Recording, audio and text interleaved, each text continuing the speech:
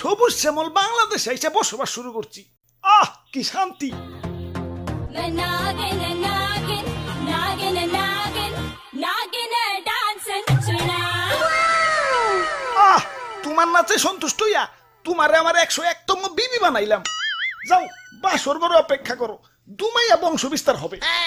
হুজুর, বাংলাদেশে আইসা তো সেলিব্রিটি হয়ে গেলাম। আমগো কাছে তো কাঁচা বাদাম হিরো আলম ফেল।